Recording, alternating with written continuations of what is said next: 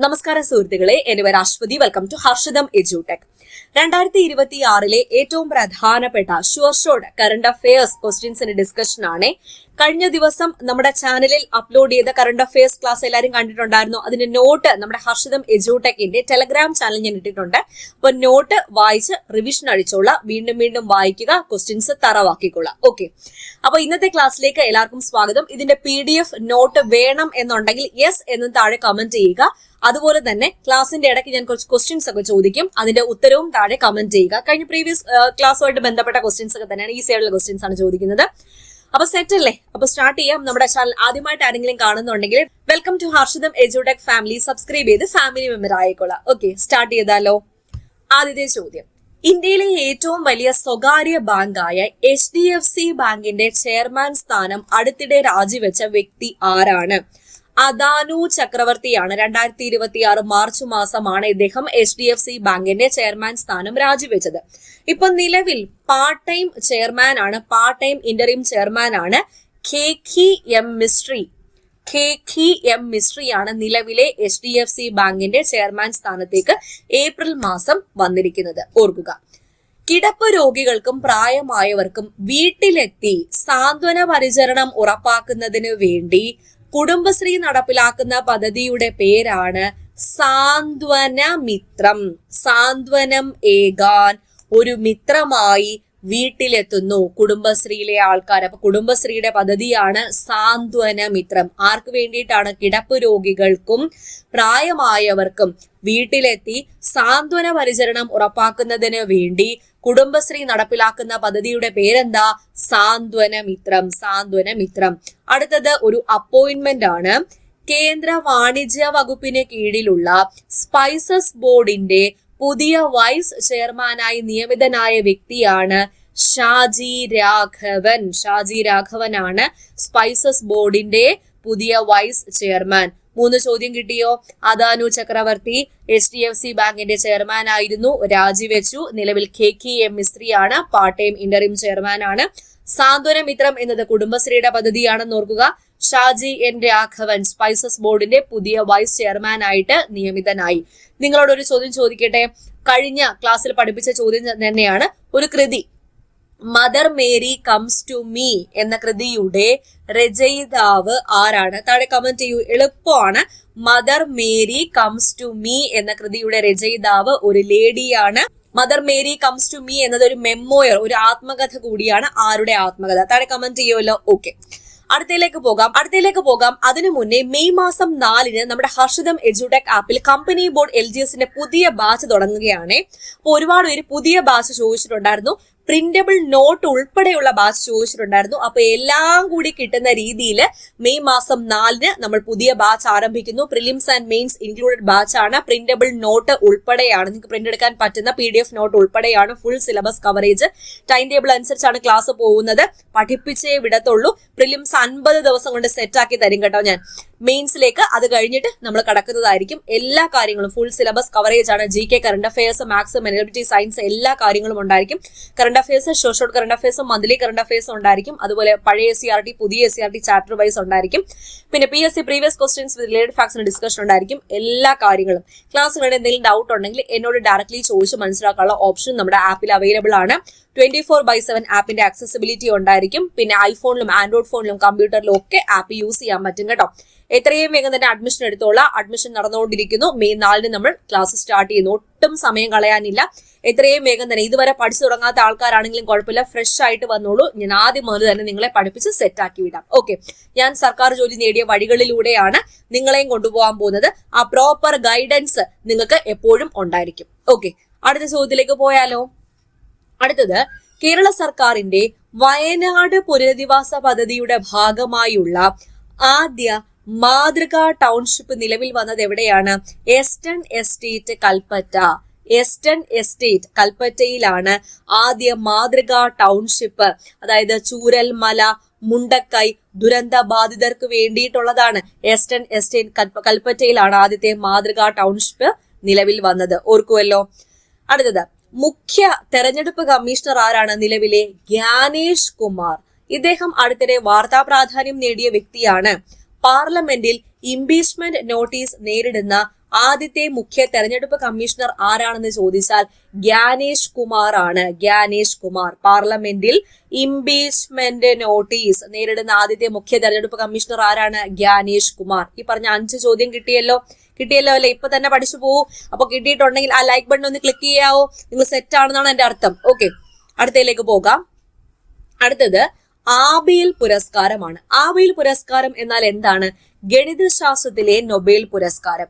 ഗണിതശാസ്ത്രത്തിലെ Nobel പുരസ്കാരം എന്നറിയപ്പെടുന്ന ആബേൽ പുരസ്കാരം 2026 ലഭിച്ചത് ഗെർഡ് ഫാൾട്ടിങ്സിനാണ്. എങ്ങനെ ഓർക്കാം? മാത്സിലാണ് എപ്പോഴും ഫോൾട്ട് വരാനുള്ള ചാൻസ് അല്ലേ?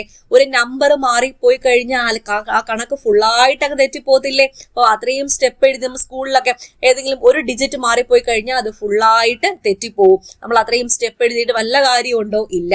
അപ്പൊ ഫോൾട്ട് എപ്പോഴും വരുന്നത് ഏതിലാണ്? ഗണിതശാസ്ത്രം അഥവാ മാത്സിലാണ്. അപ്പൊ ഫോൾട്ടിങ്സ് ഗണിതശാസ്ത്രം എന്ന് ഓർക്കുമല്ലോ. ഓക്കെ, അടുത്തത് ഒരു നിയമനമാണ്.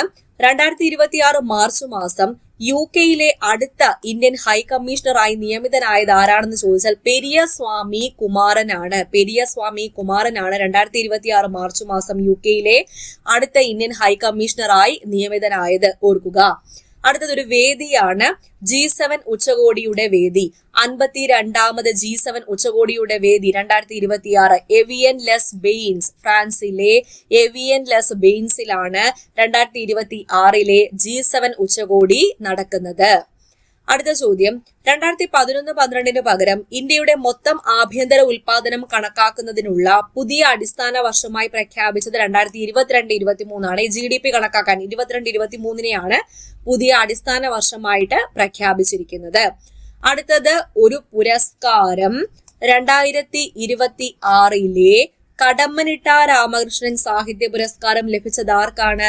ഏഴാച്ചേരി രാമചന്ദ്രൻ. 2020 വയലാർ പുരസ്കാര ജേതാവ് കൂടിയാണ് ഏഴാച്ചേരി രാമചന്ദ്രൻ. ഒരു വിർജീനിയൻ വെയിൽക്കാലം എന്ന കൃതിക്കാണ് അദ്ദേഹത്തിന് വയലാർ പുരസ്കാരം ലഭിച്ചത്. അപ്പൊ കടമ്മനിട്ട രാമകൃഷ്ണ പുരസ്കാരം 2026 ആർക്ക് തന്നെ ലഭിച്ചു? ഏഴാച്ചേരി രാമചന്ദ്രന് തന്നെ ലഭിച്ചു. പറഞ്ഞ 10 ക്വസ്റ്റ്യൻ കിട്ടിയല്ലോ. കിട്ടിയേ? അടുത്തയിലേക്ക് പോകാം. അപ്പൊ നമ്മുടെ ബാച്ചിന്റെ കാര്യം മറന്നു പോവല്ലേ, കമ്പനിയിൽ ജസിന്റെ പുതിയ ബാച്ച്. അടുത്തത് വന്യജീവി സംരക്ഷണത്തിനും രക്ഷാപ്രവർത്തനങ്ങൾക്കും നൽകിയ അസാധാരണ സംഭാവനകൾക്ക് നൽകുന്ന മച്ചിലി നാഷണൽ അവാർഡ് അടുത്തിടെ ലഭിച്ചത് അനിത ചൗധരിക്കാണ്. അനിത ചൗധരിക്കാണ് Machli national award. Machli national award അടുത്തിടെ ലഭിച്ചത്. എന്തിനു വേണ്ടിയിട്ടാണ് ഈ മച്ചിലി നാഷണൽ അവാർഡ് നൽകുന്നത്? വന്യജീവി സംരക്ഷണത്തിനും രക്ഷാപ്രവർത്തനങ്ങൾക്കും നൽകിയ സംഭാവനകൾ പരിഗണിച്ച്.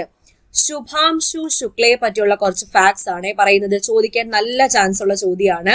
ആദ്യത്തെ ചോദ്യം, ബഹിരാകാശത്ത് നിന്ന് കണ്ട ഭൂമിയെ കുറിച്ച് ആര് പറഞ്ഞ വാക്കുകളാണ് NCERT പരിസ്ഥിതി പഠന പുസ്തകത്തിലെ ഭൂമി നാം പങ്കിടുന്ന വീട് എന്ന അധ്യായത്തിൽ ഉൾപ്പെടുത്തിയിരിക്കുന്നത്? നല്ലൊരു ചോദ്യമാണ്. ശുഭാംശു ശുക്ല പറഞ്ഞ വാക്കുകളാണ് ഭൂമി നാം പങ്കിടുന്ന വീട് എന്ന NCERT പാഠപുസ്തകത്തിലെ അധ്യായത്തിൽ ഉൾപ്പെടുത്തിയിരിക്കുന്നത്. അതുപോലെ തന്നെ അടുത്തൊരു ചോദ്യവും പ്രധാനപ്പെട്ടത്, വിദ്യാർത്ഥികളിൽ ശാസ്ത്രബോധം വളർത്തുന്നതിനായുള്ള കേന്ദ്ര സർക്കാരിന്റെ വികസിത് ഭാരത് ബിൽഡത്തോണിന്റെ ബ്രാൻഡ് അംബാസിഡർ ആര്? വികസിത് ഭാരത് ബിൽഡത്തോൺ. വികസിത് ഭാരത് ബിൽഡത്തോണിന്റെ ബ്രാൻഡ് അംബാസിഡർ ആണ് ശുഭാംശു ശുക്ല. കിട്ടിയല്ലോ. ഓക്കെ, അടുത്ത ഫാക്ട് കേരളത്തെ കുറിച്ചുള്ള ഫാക്ട് ആണ്. ഇന്ത്യയിൽ ആദ്യമായി ദുരന്ത സാധ്യത മുന്നറിയിപ്പ് സംവിധാനം നടപ്പിലാക്കിയ സംസ്ഥാനം കേരളമാണ്. ഇന്ത്യയിൽ ആദ്യമായി ദുരന്ത സാധ്യത മുന്നറിയിപ്പ് സംവിധാനം നടപ്പിലാക്കിയ സംസ്ഥാനം ഏതാണ്? കേരളം. ഓക്കെ, വയോജനങ്ങളുടെ സേവനങ്ങൾക്കായി കേരളത്തിലെ ആദ്യത്തെ ടൈം ബാങ്ക് പദ്ധതി ആരംഭിച്ചത് ഏത് പഞ്ചായത്തിലാ? എലിക്കുളം പഞ്ചായത്തിലാണ്. ടൈം ബാങ്ക് പദ്ധതി വയോജനങ്ങൾക്ക് വേണ്ടി. ടൈം ബാങ്ക് പദ്ധതി വയോജനങ്ങൾക്ക് വേണ്ടി കേരളത്തിലാണ് ഇന്ത്യയിൽ ആദ്യമായി ദുരന്ത സാധ്യതാ മുന്നറിയിപ്പ് സംവിധാനം നടപ്പിലാക്കിയത്. 15 ചോദ്യവും കിട്ടിയോ? ഇപ്പൊ തന്നെ പഠിച്ചോ. ഇനി ഒരു 5 ചോദ്യങ്ങളും കൂടെ ഉണ്ട്. ആദ്യത്തേത്, സംസ്ഥാനത്ത് ആദ്യമായി ഗോത്രഭാഷയ്ക്ക് വേണ്ടി ഒരു നിഘണ്ടു തയ്യാറാക്കിയ കാര്യം നമ്മൾ മുൻ ക്ലാസ്സുകളിൽ ഡിസ്കസ് ചെയ്തിട്ടുണ്ടായിരുന്നു. സ്വം എന്നതാണ് ഈ ഒരു നിഘണ്ടുവിന്റെ പേര്. സ്വം. ഈ നിഘണ്ടു തയ്യാറാക്കിയത് ആരാണെന്ന് അന്ന് പഠിച്ചോ? ഇല്ല. കക്കോടി കൊല്ലങ്കണ്ടി VK ബാബു ആണ് തയ്യാറാക്കിയത്. കക്കോടി കൊല്ലങ്കണ്ടി VK ബാബു. കക്കോടി കൊല്ലങ്കണ്ടി VK ബാബു ആണ് ഈ നിഘണ്ടു തയ്യാറാക്കിയത്. ആദ്യത്തെ ഗോത്രഭാഷാ നിഘണ്ടുവാണ്. അതിന്റെ പേരും ഓർത്തിരിക്കുക. ഓക്കെ. 100% അർബുദ സാക്ഷരത നേടിയ ഇന്ത്യയിലെ ആദ്യത്തെ നഗരസഭ. ഇനിയുള്ള 4 നിങ്ങൾ മസ്റ്റ് ആയിട്ടും പഠിച്ചു വെച്ചോ, ചോദിക്കാൻ ചാൻസ് ഉണ്ട്. 100% അർബുദ സാക്ഷരത നേടിയ ഇന്ത്യയിലെ ആദ്യത്തെ നഗരസഭ കോട്ടക്കലാണ്. കേരളത്തിലെ ആദ്യ സമ്പൂർണ്ണ സാമ്പത്തിക സാക്ഷര മുനിസിപ്പാലിറ്റി ചോദിച്ചാൽ ശ്രീകണ്ഠപുരം. ഗ്രാമകോടതിയുള്ള ഇന്ത്യയിലെ ആദ്യത്തെ നിയോജക മണ്ഡലം വാമനപുരം നിയോജക മണ്ഡലമാണ്. ഏത് പഞ്ചായത്തിനെയാണ് സംസ്ഥാനത്തെ ആദ്യത്തെ സമ്പൂർണ്ണ തെരുവു വിളക്കുകളുള്ള പഞ്ചായത്തായിട്ട് പ്രഖ്യാപിച്ചത് എന്ന് ചോദിച്ചാൽ പാറളം. അപ്പൊ 4 ഫാക്ട്. 1, 100% അർബുദ സാക്ഷരത കോട്ടക്കൽ കിട്ടിയോ? ആദ്യ സമ്പൂർണ്ണ സാമ്പത്തിക സാക്ഷരത മുനിസിപ്പാലിറ്റി ശ്രീകണ്ഠപുരം. വാമനപുരം ഗ്രാമകോടതി വാമനപുരം. ആദ്യ സമ്പൂർണ്ണ തെരുവ് വിളക്കുകളുള്ള പഞ്ചായത്ത് പാറളം. തെരുവ് വിളക്ക് പാറളം. ഓക്കെ. അപ്പൊ ഇത്രയാണ് 20 ചോദ്യങ്ങൾ. ഇതിന്റെ നോട്ട് നമ്മുടെ ടെലഗ്രാം ചാനലിൽ ഇട്ട് തരണോ വേണ്ടയോ എന്നുള്ളത് നിങ്ങൾ താഴെ കമന്റ് ചെയ്യുക. യെസ് എന്ന് പറഞ്ഞാൽ എന്തായാലും ഇട്ട് തന്നേക്കാം. 20 ചോദ്യം ക്ലാസ്സിൽ ഇരുന്ന് തന്നെ പഠിച്ചിട്ട് പോയി എന്ന് കരുതുന്നു. നമ്മൾ പറയുമ്പോൾ തന്നെ നിങ്ങളുടെ തലയിലോട്ട് കയറുന്നുണ്ടല്ലോ. അപ്പൊ അത് ഇടയ്ക്കിടയ്ക്ക് ഓർക്കുക. അതിന്റെ സൗണ്ട് ഇടയ്ക്കിടയ്ക്ക് കേട്ടുകൊണ്ടിരിക്കുക. ഓക്കെ. അപ്പോ ഇത്രയേ ഉള്ളൂ ഇന്നത്തെ ക്ലാസ്. തുടർന്നും ക്ലാസ്സുകൾ പ്രതീക്ഷിക്കാം. ഹർഷിതം എഡ്യൂടെക് ആപ്പില് LGS മുതൽ ഡിഗ്രി ലെവൽ വരെയുള്ള കോഴ്സുകൾ അവൈലബിൾ ആണ്. ഹർഷിതം എഡ്യൂടെക് ആപ്പിൽ സ്റ്റോർ എന്ന് പറഞ്ഞ ഓപ്ഷൻ ചെക്ക് ചെയ്ത് കഴിഞ്ഞാൽ എല്ലാ കോഴ്സും നിങ്ങൾക്ക് കാണാൻ പറ്റും കേട്ടോ. ഓക്കെ അല്ലേ? അപ്പോ അടുത്ത ക്ലാസ്സിൽ വീണ്ടും കാണാം. All the best for your exam preparation. Thank you.